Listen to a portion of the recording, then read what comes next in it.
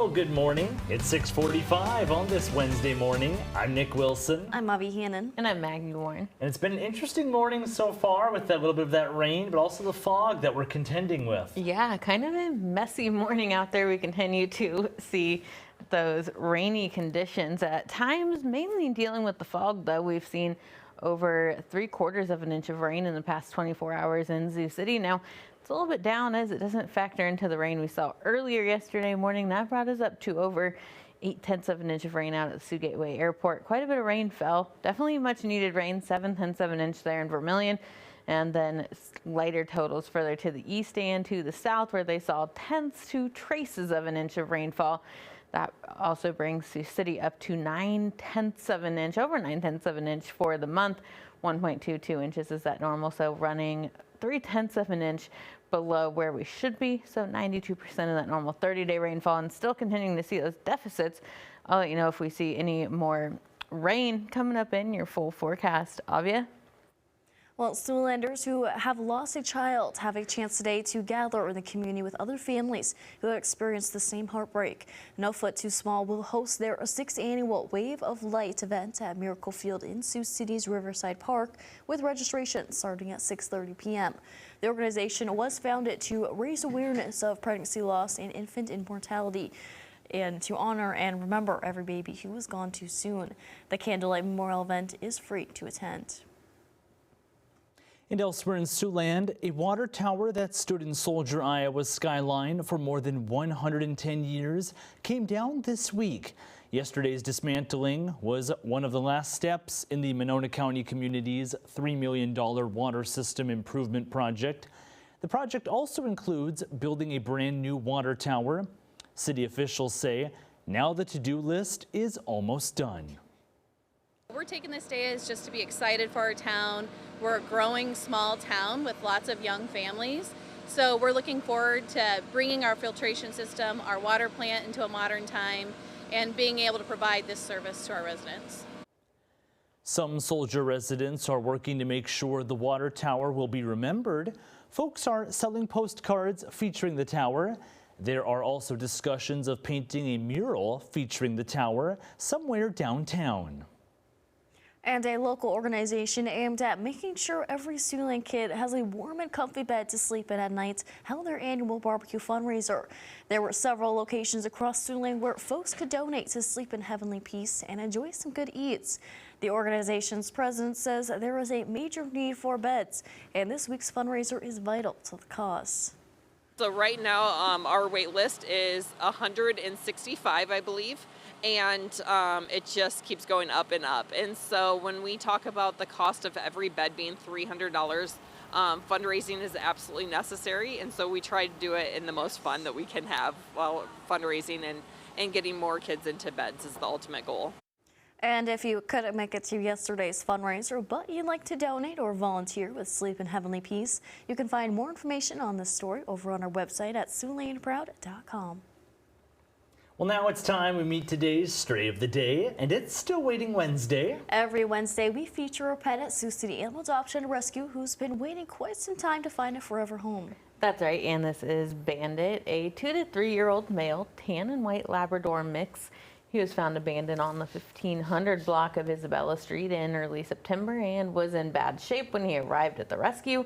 He needed to put on some weight, but he's doing a lot better now, and despite everything he's been through, Bandit is a bundle of joy that loves just about everyone and everything. Bandit is available for adoption now. And if you lost your pet, you're looking to adopt, or you would like to sponsor a pet for adoption, you can visit the rescue's website. Just go to SiouxCityAnimalRescue.com. Well, Bandit sure looks like a nice dog. Looks a little curious in that photo, too. I know, he's just a cutie. I'm surprised his previous owners or someone hasn't gone to adopt him yet. Yeah, I was going to mention the curiosity with the cute little head tilt he was doing. And I wonder if he was enjoying the rain yesterday, maybe going out rolling in the mud. I don't know if he likes that, but definitely a good day to do that yesterday for those dogs. We do see some drizzle, some fog continuing on our Ho-Chunk Center camera right now. Those visibility is reduced ever so slightly as we continue to see a couple pockets of drizzle and light rain moving through the area. Those widely scattered, definitely not as widespread as they were yesterday morning. As we take a wider view of that satellite and radar, those showers off to our east and northeast. At this point, we continue to be in those drier conditions, and there's a look at those visibilities as we continue to have abundant moisture at the surface, helping with that fog development. 0.2 of a mile in Bloomfield, 0 in Neely. Now these areas out to our west are where we do see dense fog advisories through 9 a.m. down to 0 miles in Storm Lake and 4 in Spencer, at 7 in Sioux City, and we see those temperatures in the mid-50s area-wide. Some low 50s to our north, though. 51 there in Spencer and 50 in Esterville. We see those winds flowing in from the east at 5 to 15 miles an hour. We'll see some more scattered shower activity through the morning and into the afternoon hours, getting some late-day clearing and maybe some peaks of sunshine before that sun sets, and then looking partly cloudy for our Thursday. A couple stray sprinkles, but the best chance of some more showers arrives with a cold front Thursday night and into Friday morning. Could see a stray shower and storm embedded in that as well. 72 degrees for today, mostly cloudy and warmer with some showers. Continuing to see those spotty shower chances Thursday and Friday. That best chance though Thursday night and into early Friday, and then clearing, looking dry for Friday night football. Mid-60s for Saturday and Sunday. Low 70s Monday, some sunshine building back in, as are cooler conditions, and we continue to see some nicer weather heading into next week, Nick. Now we turn to sports. A couple local pro indoor football teams are debuting a new partnership. Anthony Mitchell has those details and more right here in your morning sports wrap. Good morning, Siouxland. The Sioux City Bandits have implemented a new partnership with another local indoor football team, the Sioux Center-based Northwest Iowa Lightning, giving local players an additional opportunity to follow their pro football dreams. The Bandits and Lightning, who are an amateur team in the Southern Plains Football League, will be teaming up for a joint open tryout in Sioux Falls during the offseason. This partnership will allow players to move between the Bandits and Lightning, allowing players to develop with Northwest Iowa or move up in the professional ranks with Sioux City. Additionally, the Bandits will host the Lightning for its season premiere on March 7th, a chance to increase exposure for both organizations. Super cool. You know, most of us grew up watching the Bandits, so now having the opportunity to play against them and then the opportunity for their eyes to be on us, and more opportunity for growth. We're trying to create opportunities for these guys, you know, whether it be moving up or, you know, just, elongating their careers. You know, we have a lot of local guys that, they're not looking to go to the NFL anymore, but there are some that are, or whatever higher league that they could possibly go to. So it's nice for both organizations to give these guys an opportunity to continue their dreams of football. The date and time for the combined tryout is yet to be determined. Two of the top 3 teams in the Iowa High School Girls Athletic Union's volleyball's Class 3A poll reside in Siouxland, and last night they squared off as top-seeded Western Christian made the trip to visit number 3 Cherokee. These two teams met last month. Wolfpack won 2-zip in a best-of-3 format. Cherokee in search of its first series win since October of 2023, but the Wolfpack came looking to keep it that way. Madden DeJager, big kill here, part of an 8-0 run to start the first set for the visitors. Their lead would grow, but Cherokee not going down without a fight. Deidre Doden and the Wichita State commit laying the hammer down, cutting into that deficit. Set point, and it's Morgan Koyman getting up to close the set. Wolfpack sweep Cherokee 3-0. And Sioux City, senior night for number 14 Sioux City East in search of its 5th win in a row. They're hosting the Yellow Jackets of Council Bluffs Jefferson. Great start for the home team, up 1-zip. Jaylee Jackson says, how about we double it? Big kill puts the host up a pair. East rolling now, 5-0 score in the first set. Addison Hayden with the ace. Black Raiders start the match on a 10-0 run. They win set 1, 25-9, sweeping the Yellow Jackets in straight sets. That's your look at sports. Have a good day, Siouxland. Now let's take a look at this morning's top stories. What you need to know before you go. Starting today, Sioux City residents can cast their ballot for the City Council and School Board elections. The Woodbury County Auditor's Office will begin sending out requested absentee ballots by mail today. If you want to vote by mail, you can still request a ballot through Monday, October 20th.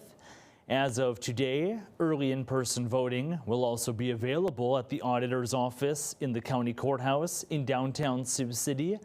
The hours for that are weekdays from 8 a.m. to 4:30 p.m.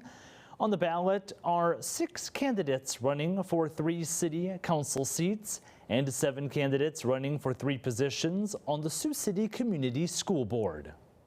And the Woodbury County Board of Supervisors is moving forward with helping a local nonprofit receive funds from the state of Iowa. At last night's regular weekly meeting, supervisors unanimously adopted 5 different policies in order for the Crittenden Center to get $600,000 in community development block grant money. Officials say the policies include a code of conduct and a fair housing pledge. County documents indicate both are required for local governments to receive the funds. The state requires these policies for their community development block grant, and this is just a one-time approval for the county to say that we'll fall in line with the conditions of the grant before any money can pass through. It's not needing to be done every year, and it's not changing any of our other policies we have. It's just an addition to make sure that we follow the state guidelines and the state code. Officials add the policies should be readopted based on the most current version if it's older than 5 years. Meanwhile, it's starting to feel more like fall outside, and local shelters are seeing an increase in homeless folks seeking assistance. Workers at the warming shelter are stocking up on food, blankets, and warm clothing in order to meet the needs of people seeking shelter. Thanks to several grants, improvements are also being made ahead of winter, including new washers and dryers and separate entrances for men, women, and children, aimed at providing a safer experience for everyone. It has been really busy. We're seeing a little bit of an influx in numbers. It's stayed pretty steady throughout the summer months, but we're seeing about 130 to 140 each night. And that's pretty consistent these last couple of weeks as it's gotten a little bit cooler. This all comes after the warming shelter faced challenges with keeping their doors open just 1 year ago. And the South Sioux City Community School District is allowing senior students to use school hours to work at their part-time jobs. It's part of the School to Work program started by the effort of one teacher. Most students can take part, but they're required to have a good standing with the school district or have completed all of their general education classes. Not only does the program allow students to prepare themselves for life after high school, it also helps students stay in school and graduate while financially helping their family. For some of our students, it's the pathway to graduation while they can still get out and support their families. A lot of our students are relied upon to pay the bills, pay some of the bills for their family. And we don't want to take away an opportunity for them to not graduate because they feel they have to be at work as soon as they can.